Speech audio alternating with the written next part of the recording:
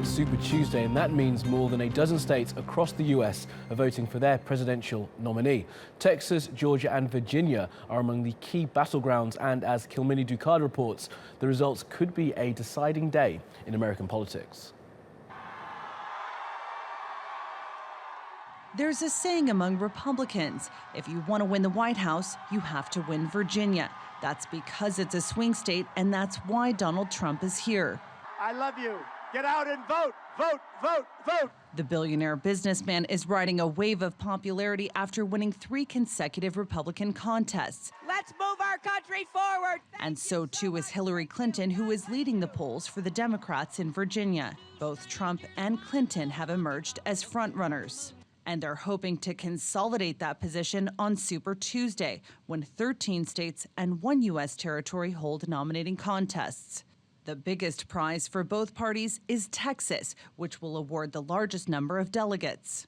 It's a day that can make or break a candidate, which is exactly why the competition for the White House is getting fierce. Sanders has sharpened his attacks on Clinton, hoping to steal some of her support from the African-American community, while the former Secretary of State is already eyeing who she believes will be her main Republican rival, Donald Trump.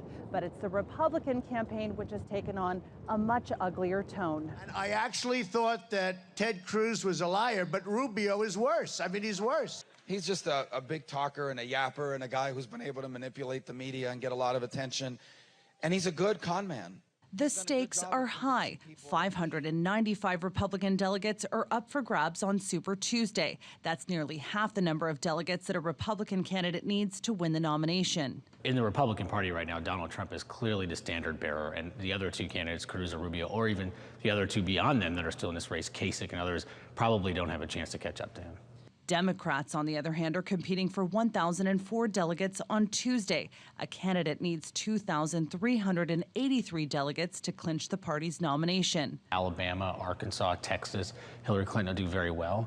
Bernie Sanders is clearly staking his campaign on places like Minnesota and Vermont and Massachusetts, and that's not surprising. I think expect him to do well in those places, but there will be far more delegates handed out in places like Texas than there will be in Vermont, and that's how you win the election.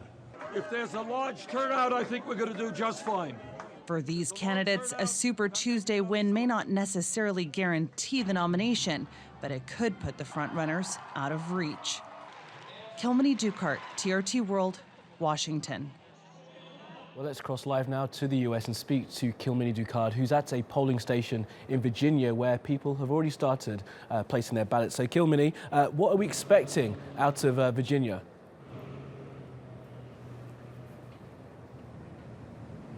Well, Kamali, it's a beautiful sunny day outside of George Mason University, and that's where we're seeing a lot of people that have been trickling in for the last couple hours, casting their ballots since the polls opened. And of course, we're expecting longer lines today.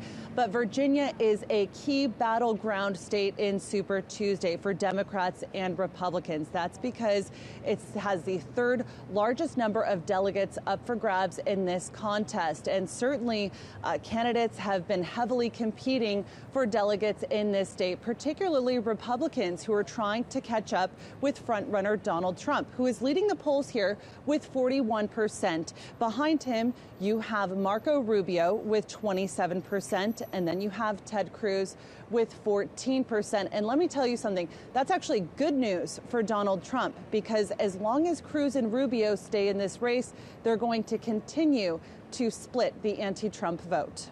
Well, that is good news for Trump. I'm not sure if it's good news for the rest of us. Now, there's been huge build-up and excitement going into Super Tuesday. Are we expecting any surprises?